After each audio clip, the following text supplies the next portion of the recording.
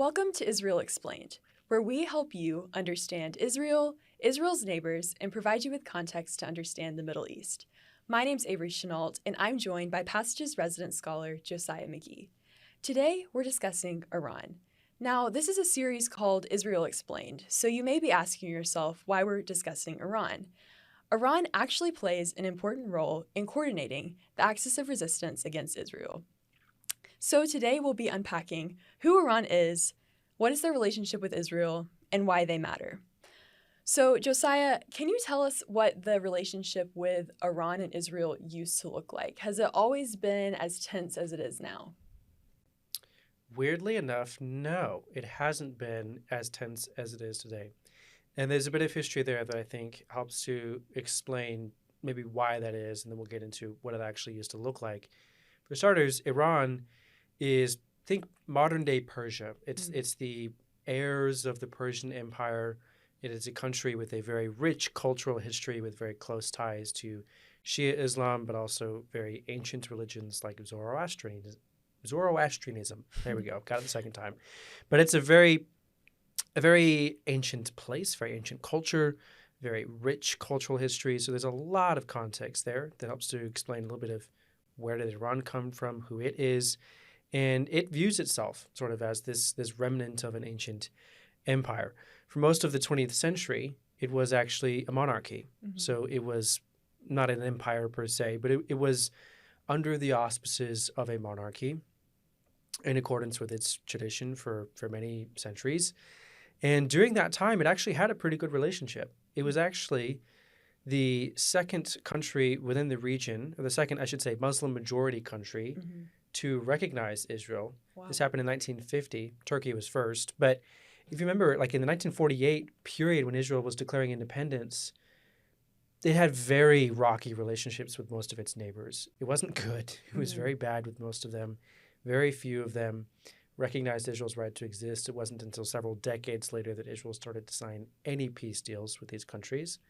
But in 1950, Iran and Turkey were the exceptions. They actually did make peace with Israel. They enjoyed formal ties with Israel. This included trade, economics, security cooperation, technology. I mean, it was pretty good. And there's some debate, of course, about whether the Shah, truly supported Israel, I should say, the Shah being the monarch, or if he just did it for selfish reasons.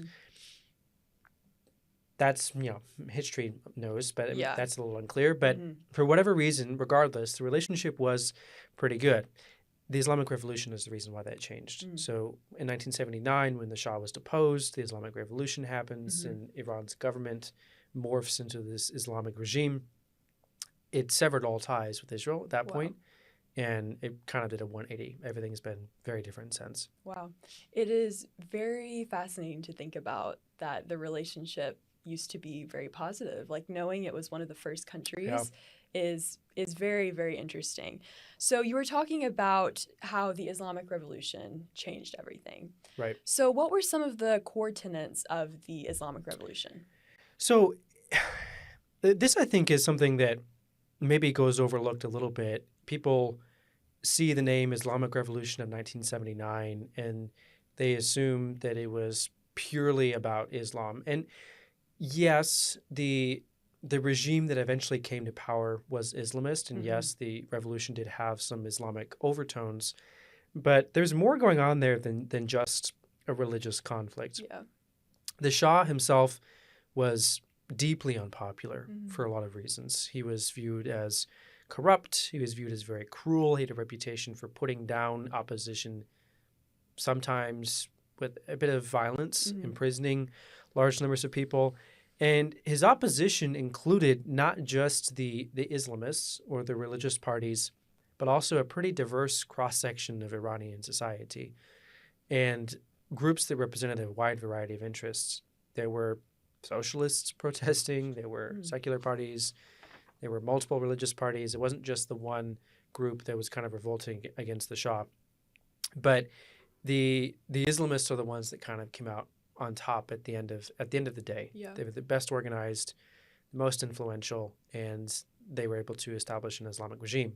Now, because of the all of the different layers, if you will, of the revolution that were happening, the Islamic Revolution promised some things that didn't necessarily sound exactly like what you might expect from an Islamist regime. Mm-hmm. Things like political freedom. They promised political freedom. Yeah. Have they delivered on that? Absolutely not. Mm-hmm. But they did initially promise it. They also promised things like social and economic justice, made a big deal about independence from great power influence. Mm-hmm. They were very, very insistent on rejection of both the East and the West, and basically arguing that, the West is this secular and or too friendly to Israel, great power environment, and the East is just a bunch of communists. And frankly, we sincere Muslims can't get along with either one of them, so we reject them both, although they were especially opposed to the West, the United States, and Israel. They rejected modernization in many ways. If you look at Iranian society before the revolution and just look at pictures of what people were wearing, very different than what you're allowed to wear in Iran today. For example, the issue of the hijab, requiring women to cover their hair, things like that. It's a big deal in Iran today that there was some trends pretty opposed to the modernization that had occurred in Iran prior to the revolution. It was trying to reverse a lot of those trends. And in some ways, Iran's kind of moved backwards in terms of its modernization since the revolution. It also, of course, was, the reality was it said it was going to provide political freedom, but what actually wound up happening was a very repressive Islamist system of government and morals that does not offer a lot of political freedom. Wow. So tell us a little bit more about how the revolution is reflected in Iran's current government. Yeah, so it's, I would say, reflected both in the structure of the government and in the priorities of the government. And again, this kind of, we'll reference some of the promises that the revolution made and then reflect on how they've maybe been realized or not realized in the priorities of the current government. First, the basic structure. So Iran's government does include some democratic elements, kind of, in the sense that there is a legislature. It also includes, on the flip side of that, oversight of different groups of clerics and the supreme leader, who's the religious leader of the Islamic regime. This makes the government in practice operate a bit more like a theocracy than a truly democratic system of government, especially because the religious leaders have to approve candidates for both the legislature and the executive branch, like the presidency, for example. So you can't run for president in Iran unless you have permission from the religious leaders within the regime. Enough so, I mean, in extreme cases, there have been years in which presidential elections in Iran, maybe 200 plus candidates will file to run for election. 4 will be allowed to actually run. Wow. It's pretty crazy. So there's some really interesting stuff that goes on, both in terms of how power is shared, but also how you are even allowed to have access to power in the first place, based on the way the revolution played itself out. The second thing that you have as it relates to structure is the IRGC, which is the Islamic Revolutionary Guard Corps. And basically, this is a second military branch. So Iran has a traditional military. It also has a second military, because wouldn't we all love to have a second military just on standby, that operates independently of the regular army, quote unquote.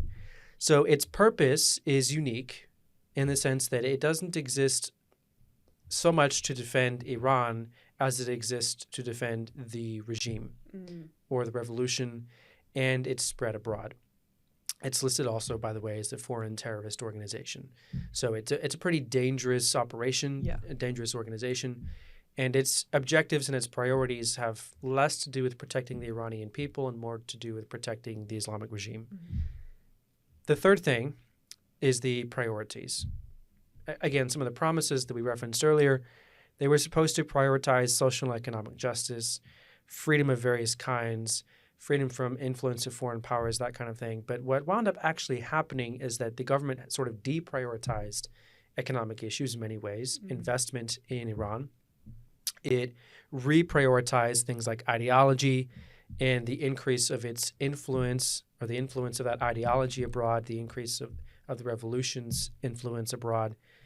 And it really didn't live up to the fact that it was supposed to focus on making Iran a better place to live, sort of focus on how to make sure that the revolution happened as many places as possible, which makes sense. If you think about it, the best way to prove that a revolution is true, that the claims that it makes are true, that it is trustworthy, that it is believable, is for it to spread as far as it possibly can. So the best way to make sure the revolution, and really what we mean by that is the regime, the best way to make sure that it survives is to make sure that it spreads as far as possible. Yeah. But that meant that it has not lived up to, in many cases, the promises that it made before it took power. Wow. So can you tell us about Iran's current relationship with the rest of the region? Depends on which part of the region we're talking about. So if we're talking about Israel, it's a pretty messed up relationship in some ways. If we're talking about other parts of the region, it depends a little bit. Iranian leaders, especially the religious ones, but also some of the political ones that are not necessarily part of the religious establishment, they frequently call for Israel's destruction, using some pretty explicit language.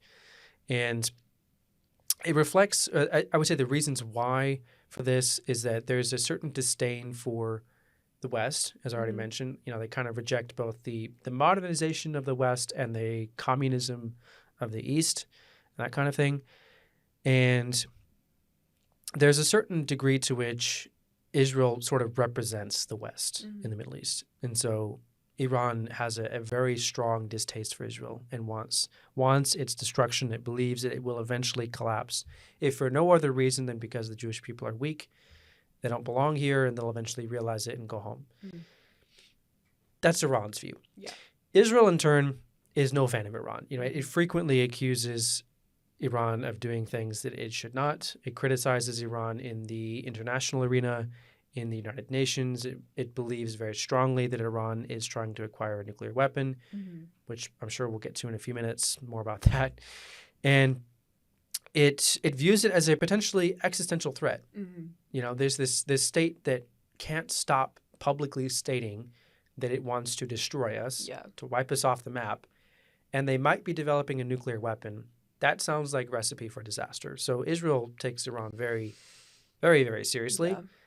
And they do, in many cases, try to counter Iran.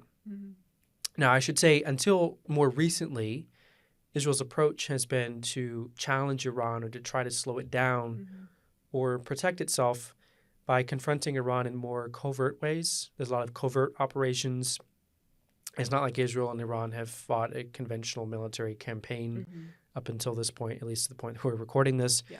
So it is a kind of a semi-secret relationship or conflict that they've been involved in, but they are effectively at conflict with each other. Yeah. Now, when it comes to other countries in the region, Iran, of course, wants to have good relationships with other Shia countries or Shia majority countries, at least, or adjacent, you know, Syria, for example. Technically, it's Alawite, but, you know, close enough. There's some connection there. And it tries to build a good relationship because it needs that in order to find places where the revolution is welcome and where it can spread it abroad as much as possible. On the flip side of that, it has very difficult relationships with Sunni countries. Sunni countries don't trust Iran because Iran's pretty open about the fact that it wants to build its own power and influence within the region. It wants more autonomy. It wants the ability to dictate the outcome of regional politics. It wants to spread the revolution. And Sunni countries like Saudi Arabia hate that. That's a no-go for the Saudis. And it can lead to some pretty strong conflict at times, both directly and indirectly. Yeah. So you've talked about Iran wanting power in the region. Yeah. What can you tell us about their regional strategy? At the risk of sounding too much like a fan of Iran, I think it's pretty brilliant what they've been able to accomplish, but it's very dangerous, and I think we need to be awake to and alert and aware of that. So it's adopted what's often referred to as sort of like a ring of fire strategy or a Shia crescent strategy, depending on who you ask. And if you look at MAP, basically what they've done is they have built a network of proxies or clients who fight on their behalf, and it stretches across large parts of the region. So, Iraq borders Iran, but their proxy network extends from Iraq into Syria and into Lebanon, and also, that's across sort of like the northern swath of the region, if you will. If you go south a little bit, they're also in places like Yemen. They have support for groups like Hamas. It's well known that they have funded Hamas with millions of dollars and other organizations as well. So there's a pretty vast network. And what it's done is kind of create this semicircle, this ring of fire strategy in which they're arming, funding, training, and equipping these proxies to fight on their behalf. And the idea is that they're going to put the squeeze on, so to speak, on different countries that they're trying to fight against. Again, in some cases, it's the U.S. These proxies frequently will fire at U.S. military installations at the Middle East. In some cases, it's other groups firing into the sea. In other cases, it's many of these organizations are oriented towards Israel. Yeah. So they're kind of forming the semicircle around Israel and trying to slowly sort of trap it inside and suffocate it, if you will. Yeah.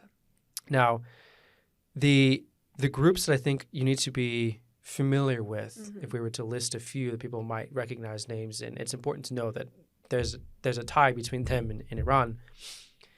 Hezbollah in Lebanon, that's an obvious one. I've already mentioned Hamas and the Gaza Strip. There are other groups in Syria and Iraq, which are affiliated either with Hezbollah or are independent Shia militia groups, but are similarly aligned with Iran or answer to Iran. The Houthis in Yemen is an organization that a lot of people have been learning more about recently because of their campaign of firing at all kinds of different vessels, commercial vessels mostly, off the coast of Yemen. And this is another organization that is part of Iran's strategy. The strategy is to disrupt international trade, to make it costly for other global powers to be involved in the region, hopefully costly enough that they'll get out and stop interfering in Iran's view, and to slowly suffocate its opponents like Israel. Yeah. So you've talked a lot about these different proxy organizations. Yeah. Can you tell us more about how these different organizations and Iran fight? So they've developed a lot of different capabilities, which is part of the problem, is that their capabilities are diverse, and they're also, in some cases, relatively inexpensive, easy to produce, which has made Iran a pretty formidable opponent or its network of fighting groups that answer to it. A lot of it has to do with the fact that they've done so both out of strategy and necessity. So conventionally speaking, Iran's military is not strong enough to necessarily fight a conventional military campaign against all of its opponents, especially because it is a fairly large country. Air defense is difficult. It doesn't have all the air defense systems that it necessarily needs to fight a conventional military campaign. But it makes up for it by going on the offensive and using creative weapon systems very frequently. Yeah. So it has different kinds of rockets that it builds, and then it ships off to its different organizations that work for it. It has a very successful drone program, attack/suicide drone program. They're building, they're using.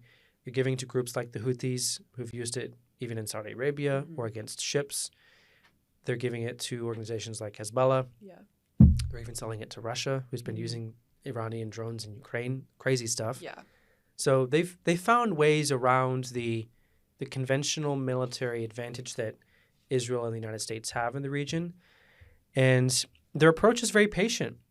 I think it's very important to note this. They've promised Israel's destruction, but they've also made it pretty clear that it might take decades and they don't care. Yeah.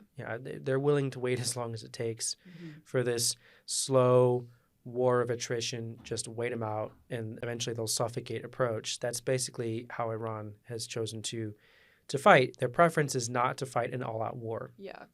because an all-out war would be very costly and probably a lot harder for Iran to win than the current version, which is just a slow war of attrition. Yeah. So you talked about earlier Iran and nuclear weapons. Right. So do we know that Iran actually wants a nuclear weapon? That's the question that has plagued the last several U.S. administrations and the rest of the world, honestly. And if anyone could definitively answer that question with no uncertainty, they would be very rich.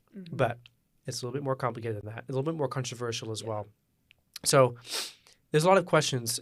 Iran has a nuclear program. Everyone knows that. The question isn't, do they have a nuclear program? Are they building nuclear facilities, acquiring nuclear material? The question is, are they doing it for the purpose of building a nuclear bomb? Yeah. Two pretty different projects. And so there's some questions that relate to that. Like, is their nuclear program civilian or military?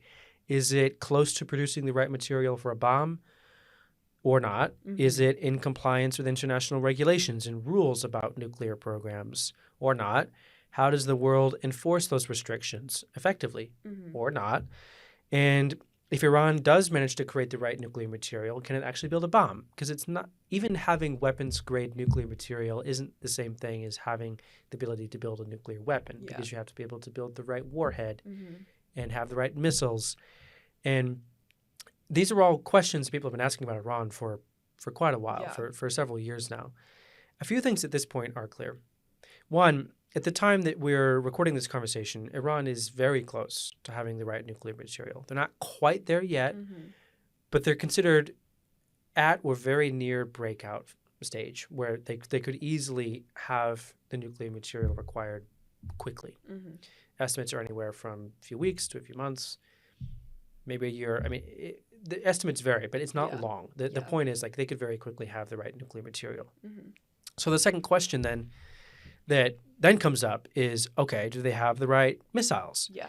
And at this point, they have a very impressive array of missiles. They didn't manage to successfully hit much when they attacked Israel in April of 2024. Iran, launched a variety of cruise and ballistic missiles at Israel, but they did manage to get them to Israel. That's half the battle, is just building a missile that can actually make it that distance with any sort of accuracy. And they did that. Most of them were shot down, but they have the missiles capable of going the distance. At this point, they're also rumored to be building an ICBM program, intercontinental ballistic missile program, which basically means that they could maybe fire one at Europe or even North America if they really wanted to eventually. So to the first two questions, do they have nuclear material? Almost. Do they have missiles? Yes. The last question then you have to ask is, do they actually have the ability to weaponize it? Or do they have the intent to weaponize it and build a warhead that could actually put that nuclear material on a missile? And within the last year, this is new, the U.S. intelligence community has changed their estimate or their assessment of the situation to basically state that they believe, the consensus view at this point is that Iran is in the process of developing the weaponization necessary in order to put nuclear material on a missile. That's pretty big, because if they're not just creating the material and the engine, if you will, to deliver a warhead, but they're actually trying to figure out how do you develop the right metal alloys and that sort of thing to build the warhead itself. Okay, there's a significant degree of why would you be doing that if you don't intend to build a nuclear weapon? And at this point, it does seem pretty clear that the ring of fire strategy that we referenced just a minute ago is a way to distract from the nuclear program and a way to prevent others like Israel from trying to destroy the nuclear program, because, Israel doesn't necessarily want to preemptively destroy nuclear facilities in Iran if that means that Hezbollah is going to launch those 100,000 rockets at them the next day. So it seems like there's some synergy between this ring of fire strategy and this sort of covert, somehow still flying under the radar effort to build a nuclear weapon that Iran has been engaged in. Yeah. So all of that leads me to ask the question, why does Iran want a bomb? This much, I think, ooh, this one is a little more complicated. Yeah. And I don't want to overstep or overstate. So I think it's important to clarify. I don't know if it's entirely clear that Iran would actually use the bomb. Yeah. It might. It would certainly make it a lot easier to destroy Israel if they really mean to do that, and if they wanted to do so quickly rather than taking the slow approach, then that would certainly be one option to them. It would be very, very costly because the international community would impose consequences that would be possibly unimaginable. I mean, it's very hard to imagine getting away with actually using a nuclear weapon. So there's that. I do think, on the other hand, it's clear that a nuclear bomb would benefit them regardless of whether they used it or not. Yeah. Because the mere threat of a nuclear bomb is enough to create mutual deterrence. This is the doctrine that ruled most of the Cold War is we build nuclear bombs so that the Soviets won't use their nukes on us because they're scared that we would mutually destroy each other or whatever. So this mutual deterrence that you can create where Israel's not going to attack Iran too harshly because Iran has a nuclear weapon, that benefits Iran even if they don't use the nuclear weapon. So it gives Iran certainly more power, more influence, and it just makes people think twice about whether they should attack Iran. Yeah. Well, we've talked a lot about a lot of very intense things that are happening in the Middle East. So I'm curious, what do the people of Iran think about all of this? Not the same thing that the government does or the regime does. And this is something that I really wish we had more time to unpack some of the different perspectives and hear some of the different voices. But it is important, I think, to draw a line between the people of Iran and the Islamic regime and the distinctions between the two, because the Islamic regime is incredibly brutal, and repressive. Yeah. And something I think that people pick on quite a bit is, the Shah, for example, was a very repressive individual. He was brutal. There was some pretty harsh crackdowns. He was and sometimes very cruel. The Islamic regime is every bit, if not more so, cruel to the Iranian people. Not just political imprisonment, not just the beatings, but the political execution. I mean, there are stories of, at different points in Iran's history, key moments in Iran's history, especially during wartime, thousands of political executions happening. It's pretty horrible, and the people don't support this. They consider the Islamic regime to be pretty brutal as well. Yeah. It's not, I would say, safe to say that all Iranians hate the regime. The regime does have some support. It doesn't, I don't think, have a majority support. And there certainly are protest movements that would love to see some change in the government, some reform, some modernization maybe, or just some more political freedom. But it's difficult to imagine them getting that. At the same time, it is important not to lump them in with the regime and treat all Iranians as responsible for the misbehavior of the Iranian regime. The other thing I think is important to note is the same thing applies not just generally, but also more specifically to Israel. There are a lot of Iranians that remember that Israel hasn't always been the enemy. Yeah. Both in Iran and outside Iran, especially people who were kind of expelled from Iran by the Islamic regime, they remember that life was okay. Or I should say that the relationship between Israel and Iran was okay before the revolution. It doesn't necessarily need to be such a combative relationship. They don't need to be enemies. And that, I think, is also important to be aware of. Yeah, absolutely.